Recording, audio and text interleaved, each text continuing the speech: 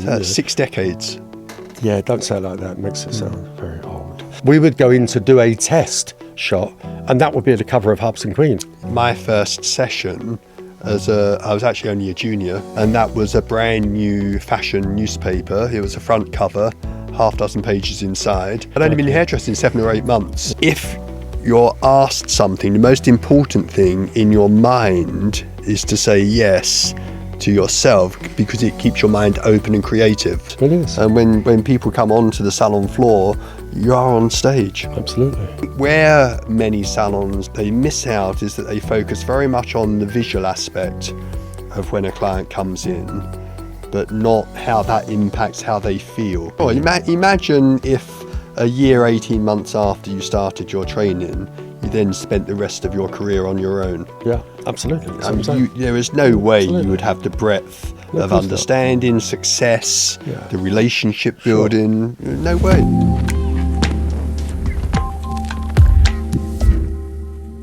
But here we are again at our podcast studio with me, Michael Van Clarke, and me, Nicky Clarke. So, of course, we have the benefit, Michael, of having salon life in the 70s, the 80s, the 90s, the millenniums, and still today. I mean, 6 decades. Yeah, don't say it like that. It makes it sound very old. But it was a very, hairdressing. The wonderful thing about hairdressing is it has incredible, diverse parts of it. You have your salon hairdressers, you have your runway hairdressers, you have your, sort of session people that are there. You have your best in show type hairdressers. You have your ladies who lunch. Is that like Crufts best in show? Yeah, well, that kind of thing. I mean, I had Simon, he was an underwater hairdresser. Yeah. Now you think that's strange. If I showed you his pictures, you go, "Oh yeah, I remember that." So there's lots of aspects to hairdressing rather than just what people mostly think in just terms of salon life. But salon life is, as you've said before, is very, very different to being in the studio. Not only does your brain have to work in a different way, because you're dealing with a two-dimensional subject and you have to work differently, but the premise of actually working on whatever 8, 10, 12, 14, I think we do more than that sometimes, clients a day, is a very, very different aspect. And also the kind of hairdresser you are is different. Because, I mean, I have an example. I mean, I had a girl with me, fantastic hairdresser, and she ended up going and doing all the shows with Frieda and stuff like that. She wasn't that great with clients, though. She had no kind of... And yet she was a great hairdresser. So, and yet I've had people that maybe not the best hairdressers in the world, but just have a fantastic rapport with people. And, so, we know that it's a very different thing. But that point in the 70s, I mean, what are your memories of... I mean, I can think of some of the things that, put it into that time frame, but what are your memories of that time? Well, I think coming from a very, let's say, quieter background...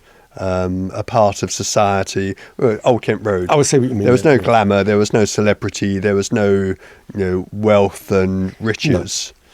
No. And to come into the West End. Although Mum actually made an effort with a fur coat and a but to come into the West End and this small salon at the time, but it was a hub of celebrity. You're talking about Staff and Frieda? Yeah, John's first salon. And he was obviously married to Lulu.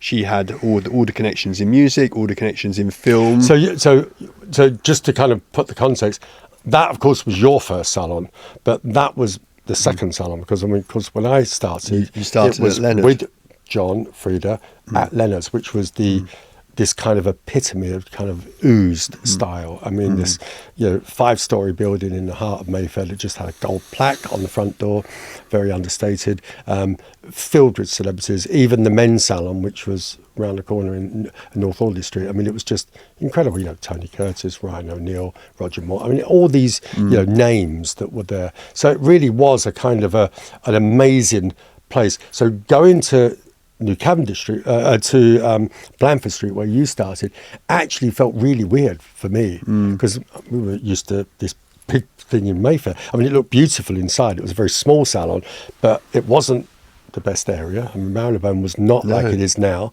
and of course, it was very bijou.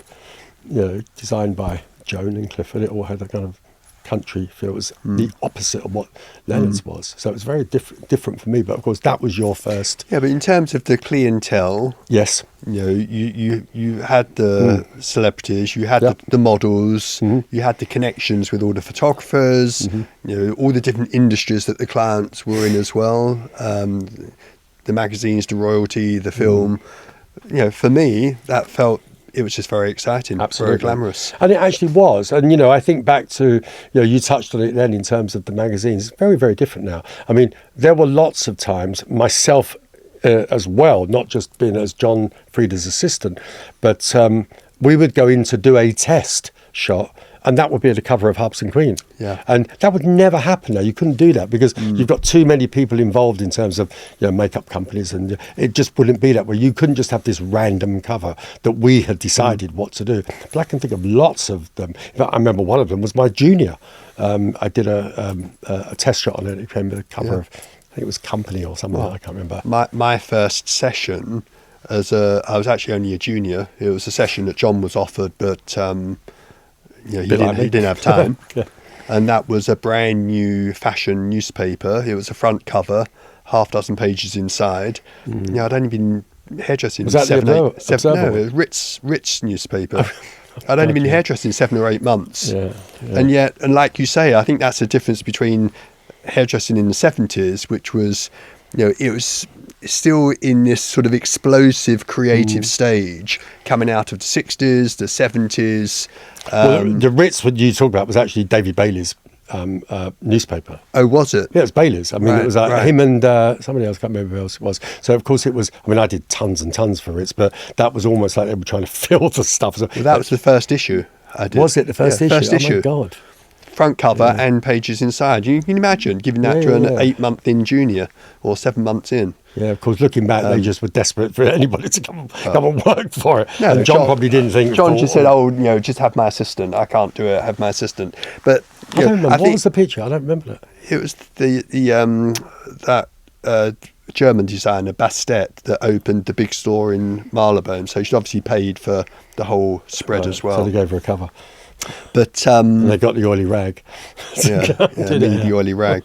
But I think it's sort of reflective of how the industry has changed as well, in the sense that back in the 70s, people would take a chance. There was this massive creativity and less control, whereas now it is much more professional. Sure. But there are layers and layers of control about how getting anything done. And like you say, you could do a test shot and it becomes the front cover of a magazine. Well, of course, the way that people actually, now. The hairdressers learn actually was to be involved in these shoots. I mean, if you'd be working with the assistant, a makeup artist. I mean, they normally have assistants, but the photographer's assistant, you'd all be giving your time. I mean, of course, that's, when I did so much of my stuff, with Chris Duffy and stuff like that. It's just everybody giving till their 2 time. and 3 in the morning. Sometimes I was with you. They were. Yeah, you're right. Or on a Sunday, I remember that one with Sarah Brightman. Oh God! On a Sunday doing a test that ended up being for something. It was for a single cover. Was it a cover? Okay. Starship Trooper. Right. But I just remember that you were fully engaged. You were always available. Yeah. You were open for work 24/7. There was one day of training I did with the whole team on improvisation, improvisation comedy. And there are theatres. Is it like the Lee Strasberg thing, studio? Were you kind of into method acting or something? Was it? Well, it was acting. It was from a theatre where this is what they do, and you have to think on your feet. I love that. And it's improvisation, but the rundown of the whole thing. I'm intrigued. How was it? How did it go? It was great. No, but what was it? It was, this improv. How to deal with like a client. Well, it's about, I'd say the one thing that came out of it, and we all enjoyed the day, but the one thing that came out of it was that if you're asked something, the most important thing in your mind is to say yes to yourself, because it keeps your mind open and creative. Yeah. If the fear allows you to say, quietly to yourself, no, there's resistance, no creativity comes through. I suppose it's And the so same that's with what people these saying, actors get learn out of to your stay comfort. open. I mean, what we would say now is get out of your comfort zone, I suppose. Don't be afraid But to it be out of involves that as well. But Yeah. that whole thing, just say yes to what's coming to you. Someone says something to you, in your own mind, it's yes, and then your creativity allows you to answer it. See, what came to me straight away was more, I remember being a junior on the back stairs at Leonard's. I was like 17 years old, and I saw these very, established stylists. John not, because I don't think he ever used the back stairs, but there were people there that I remember, they would have their cigarette and they'd have their coffee, and then, it was 9 o'clock, whatever, and they went on. It was like it was like a performance. It was like It was like they were on the half in a theatre, and they were now, the face, it was like, hi, how are you? It was like there was a kind of an act, but it was that kind of, I suppose that, fake it to make it thing that, the Americans do. It was a thing that you were going on show. Now you got onto the floor, and, that was how you, I know what you mean, fake it to make it, but I don't think it. No, I don't mean it as a faking, but I'm just saying you are putting it on. It is a performance. It's a performing art, and I think there's the professional, technical part that you're delivering, but around all of that, it is a performing art. It is. And when people come onto the salon floor, you are on stage. Absolutely. And everyone's watching. Yeah, and as I said before, there are people that are. Not necessarily the best hairdressers in the world, but they're good hairdressers that actually become incredibly successful because they have that, I suppose, what we would call bedside manner, wouldn't it? All those things. And I think also it's the way that the larger salons have changed over the years, is that they are, part of the draw is that there's that sense of theatre. As it is with large restaurants now. Sure, absolutely. It's the large restaurants. It's not just about the food. People expect the food to be good. Yeah, absolutely. And in a decent salon, you expect the hair to be good.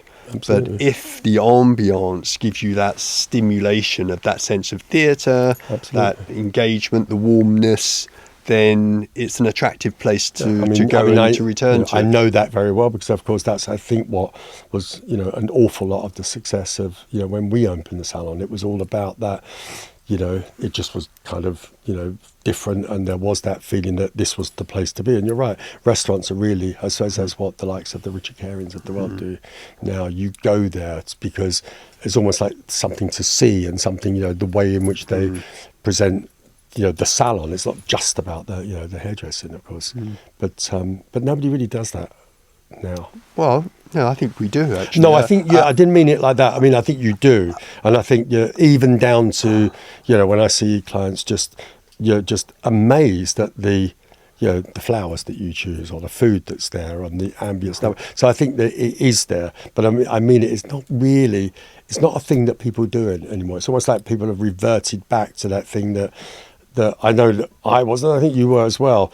You fight against that sort of the black and white monochrome of it doesn't have to be black and white, but that simplicity, the idea that you're really creating like almost like a home environment, but or some kind of something that's just special that people can look around and be amazed at other things as well. Well, I had a client even yesterday said to me, just to remind me, she was there was a gap between me finishing and her going to colour, and it was very active, the salon, sun was shining, it's lovely, and she just said to me, I could sit here for hours and just watch. And that's it. And that's it. And I think where many salons miss out is that they focus very much on the visual aspect of when a client comes in, but not how that impacts how they feel. What do you mean? In the sense that you can make a salon look strikingly something. It may be very modern, visually really interesting, but it also might be very austere. Sure. And the visual, people get tired of it. You can't be stimulated by the same visual endlessly. Okay, I got that. What's next? And if they don't pay attention to what aspects of what's around that client are actually supporting how they feel in a positive way, then clients get bored. Yeah, I mean, but I think that's also down to, the stylists themselves. I mean, I had this conversation with some of my Very people, much. No, very much. yesterday. Even the whole kind of Instagrammy thing, and I was saying to them, you need to put your personalities into this. These were the stylists up in Birmingham, and and I'm looking at all of their kind of content, and I said, first of all, you don't really need to be selling anything. You need to be letting people know. Everybody says you're incredibly friendly, incredibly this, that, and the other, and that doesn't come across. There needs to be that energy. So I think you're right. I think when the personalities of those individual hairdressers are amongst that kind of ambience of the way a salon looks. I mean, the thing about the way a salon looks is also in terms of it denotes your level of taste as well. So you're instantly put into a point of what people will expect hair-wise. So I think that's why it's also important. There's a level that certain clientele will understand. They know that is and if they know that you're at that level, then that's all good. So it's not just about keeping their interest. I mean, you can do that. Obviously, you'll change things around, but it's the personalities of the people that are there as well that actually are warm. I mean, I use this thing because I know when we opened the salon, it was very easy to make it look like it's all a bit kind of, there was Vuitton trunks everywhere and the statues, and it was all very grand. But the whole point was that but the people weren't. So instead of people thinking, oh my God, I've got to dress up here, or I'm fearful, especially when you've got people that are not necessarily London based as well. A lot of people coming in, they're kind of, oh my God, this whole thing, the publicity, celebrity hairdressers. It's your job then to actually make them feel at ease. At ease. That doesn't matter that you've got all this incredible, and you've got it in your salon with all these incredible visual things to do with furniture, and you're changing things around. And it's also about the fact that you're a kind of, a human being, and that you are kind of approachable. You can talk about things. And we touched on that before, that one of the hardest things about hairdressing is that you'll be meeting so many different people. Whether you're talking to your political clients or your celebrity clients, or somebody that doesn't work at all, that's just from anywhere in the country, who's saved up to come and have it done. You need to be on a level that doesn't feel like it's patronising, but you show interest, and that you've got a knowledge of stuff as well. So it's quite a difficult job sometimes. Yeah, I think it's much more difficult than people imagine. Appreciate to do well. You must have, so many times, people kind of feel like, what am I wearing? What am I doing? And that's not for everybody. But the people that are comfortable going to salons, it's fine. But there are a lot of people that are not. And, and I think, it becomes a huge credit if you can actually be speaking to them, as I say, in not only just a genuinely normal way, but that you're actually making them feel, the idea is to make them feel special. And I think the very thing about hairdressing, and at ease. And at ease. I mean, the amount of people that just kind of are so fearful of not just, the outcome, but the whole process. This is meant to be an enjoyable thing. You're paying for something that you enjoy. It's meant to be part of, your kind of grooming process, but also the fact that it's like a community thing. You've got clients that actually have been coming for years. I mean, same as me, and they like the environment. They like the people that are there, and it's not always a thing to keep people on a long-term basis, but people like that kind of familiarity, I suppose, is the word. Yeah, and I think this is something I teach with the young ones as well. It's really, I mean, what we've done over the years is go very deeply into what is of value to the clients. And if you look at what we offer in terms of a visit, which we try to make a bit more like an event for people, so that it is special. We have huge respect for our clients. I mean, we love our clients. For someone to come and actually feel that someone cares about them, respects them for that hour or two, you can have a conversation about all sorts of things if you want to. Or not. Absolutely. And for some, or not is special for them. That for some people, they use it as a therapy.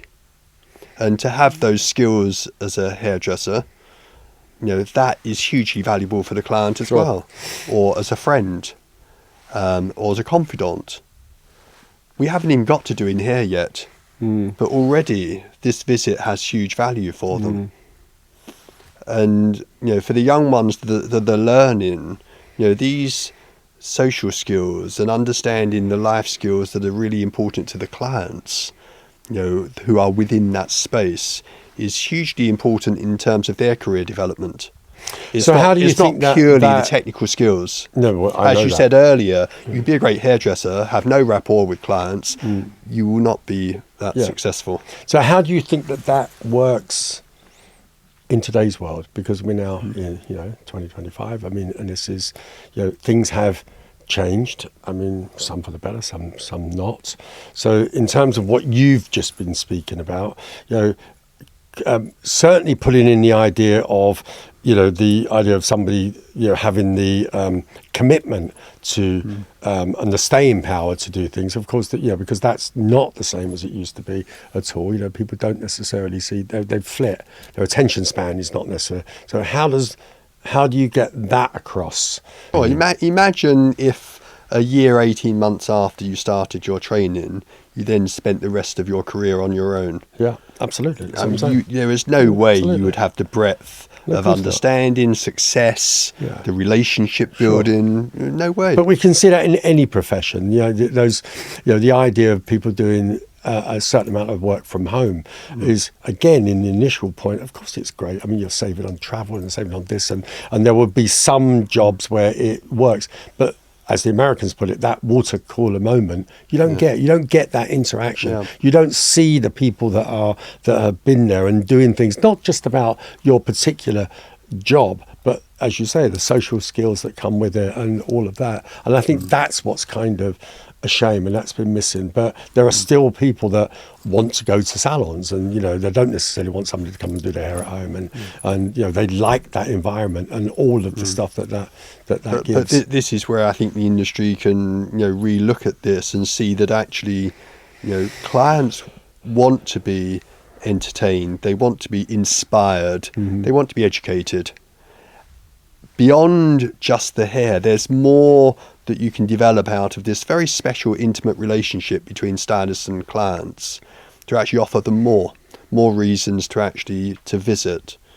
And I think the last 20 years has been about dumbing things down to such a degree that you actually make it easy for the client not to bother. Of course. Why bother? Of course. You can do stuff yourself, buy a colour in the supermarket. Of course. Get yourself a Dyson Airwrap, do it at home. Or a Nicky Clarke. But or a Nicky Clarke dryer. Thank you. Styler. You should give me a list of them. I will. Absolutely. It's all been about separating the client from the hairdresser. And actually making the hairdresser redundant. As well as what I've spoken about in the way that haircutting's developed, very simplistic and not really giving people something special enough to make an effort. We want people to travel a long distance and pay a decent fee. You need to be offering them something special for that. I agree. And I think people are prepared to pay that if they're getting that. Okay, so I think that's a good place to end, actually. So let's wrap this one up and do another episode. Can't wait. Can't wait.